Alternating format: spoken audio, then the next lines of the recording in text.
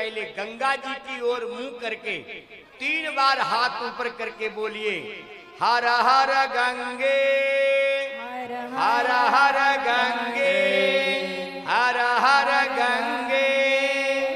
3 बार कहने पर आज तक के जितने पाप हैं सारे का सारे पापों का नाश हो जाता है। और रोज ऐसे करें। अच्छा, इससे फर्क कैसे मालूम पड़ेगा? आपके विचारों की पवित्रता हो जाएगी, शरीर स्फूर्तिवान हो जाएगा। कई बार होता है हम शरीर को ढकेलते हैं, चलना नहीं चाहता है। ये सब क्या है? ये सब पापों की वजह से भयंकर रोग बन जाते हैं। और हमारे यहाँ स्नान करने में यही इतना ही बोलना होता है, फिर नहीं बोलना है। सूर्य को जल देने में उपांतु मंत्र बोलकर सूर्य को जल दीजिए। संध्या वंदन में उपांतु मंत्र बोलिए। और जाप में तो जीव तो बहुत बड़ी बात है, ओठ भी ना हिले, ऐसा जाप होना चाहिए। अगर पवित्र जाप करना चाहते हो तो फिर जिह्वा मत चलाइए। आपको कम अभ्यास है तब तक मानसिक जाप करोगे। मानसिक जाप में कोई भी चीज अशुद्ध नहीं बोली जा सकती। जिह्वा से तो अब जैसे 3 तरह के सा होते हैं, दंती सा, तालव्य सा और मूर्धन्य सा। अब आपको ज्ञानी नहीं है, आप कैसे बोलेंगे? किस अक्षर का कहां स्थान है मालूम है डॉक्टर साहब? डॉक्टर साहब ललित कला के टीचर हैं। क्यों?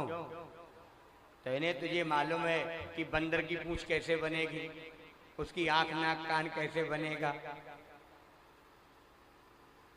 बोलचाल का व्याकरण तो सभी को आना चाहिए, क्योंकि वैसे तो मरा कहने का भी फल राम ही होता है।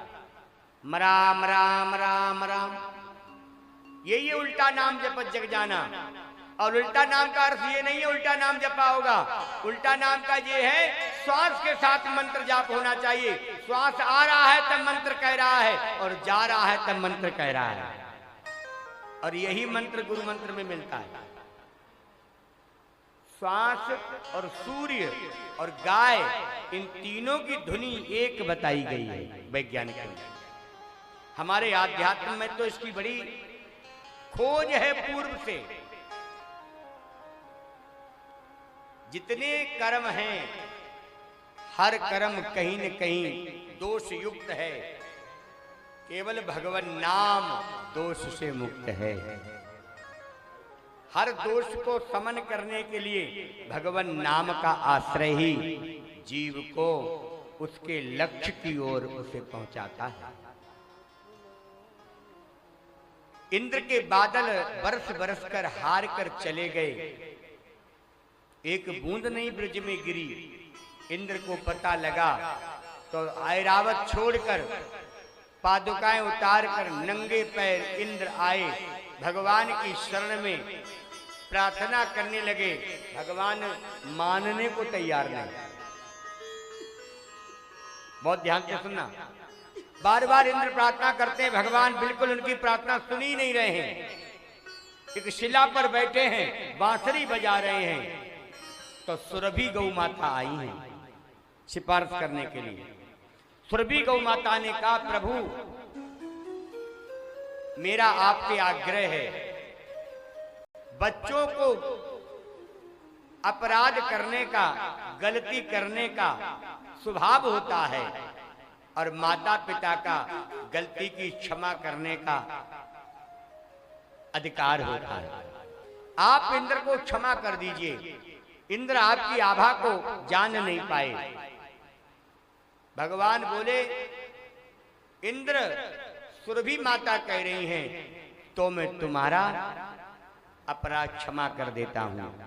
सुरभि माता ने कहा, आज से भगवान को गोविंद कहना। इंद्र भगवान से कभी कृष्ण नहीं कहते, क्या कहते हैं? गोविंद। बोले गोविंद नाम किसने दिया? गाय ने दिया है भगवान को। और उस व्यक्ति को गोविंद कहिए जो गाय की सेवा करता हो, घर में पालता कुत्ता हो और नाम उसका गोविंद हो तो उसे पाप लगेगा। जो गाय की सेवा करता है उसका नाम कोई भी हो, उसका असली नाम गोविंद होता है। ये गौ माता ने आज वचन दिया और गौ माता ने गोविंद नाम की महिमा बताई। 100 कल्पवास किए जाए प्रयागराज में, ध्यान देना, प्रयागराज में 1 महीने का कल्पवास होता है। 100 साल कल्पवास किए जाएं, 10 लाख गाय काशी में ग्रहण के बाद अलंकृत करके ब्राह्मणों को दान दी जाएं, 1000 बाज पे यज्ञ किए जाएं, स्वर्णदान भूमि दान किया जाए, इन सबको इकट्ठा करके जो फल होता है वो एक बार गोविंद कहने से फल मिल जाता है। ये शास्त्र आज्ञा है, मैं मनगढ़ंत की बात नहीं कह रहा हूं। इसीलिए हम रोज गोविंद का नाम गाएं। नाम लेने से तर जाएगा, भव से पार उतर जाएगा।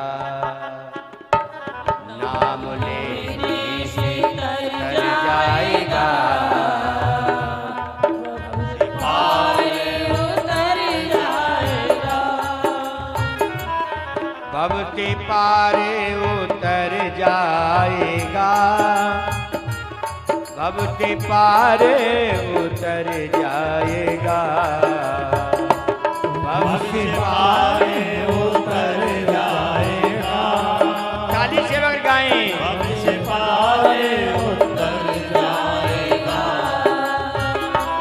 नाम लेने से तर जाएगा,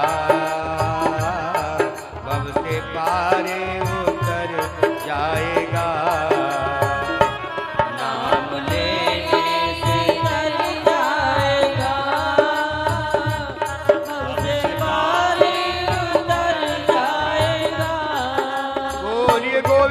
भगवान की जय।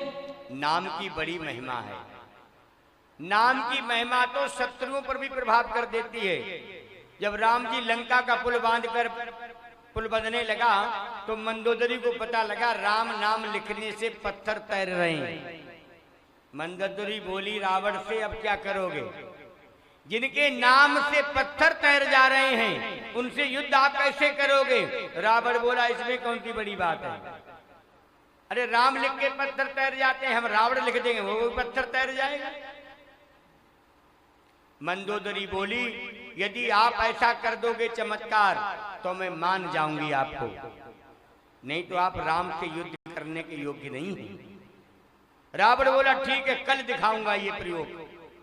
शाम के समय रावण गया समुद्र के किनारे, पत्थर उठाया, उस पर रावण लिखा और समुद्र में फेंका, पत्थर डूब गया। रावण बोला गजब हो गया, कल तो बड़ी पोल पट्टी खुल जाएगी। हमारी पत्नी भी भरोसा नहीं करेगी, हमारी प्रजा भी हम पर भरोसा नहीं करेगी, क्या करें?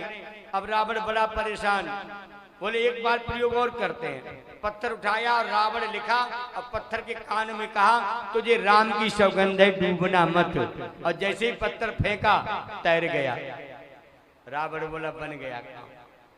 अब अगले दिन सारे लंकावासी आए,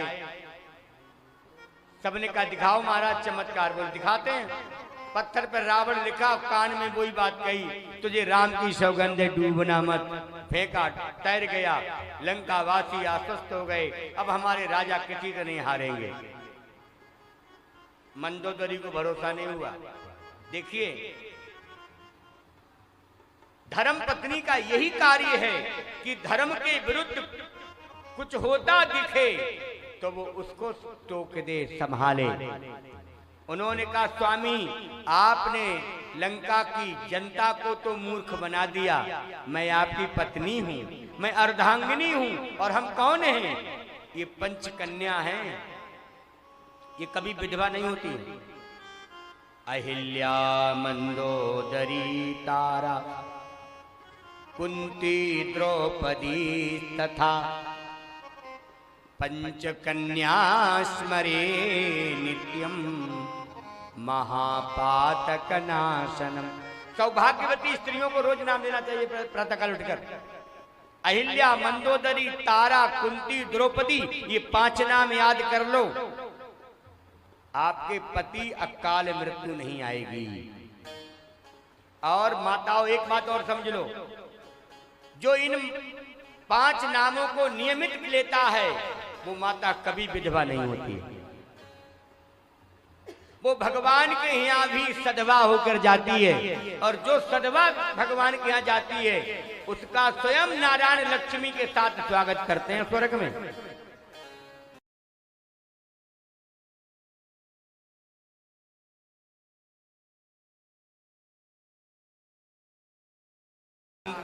द्रौपदी नामी ले लो मंत्र।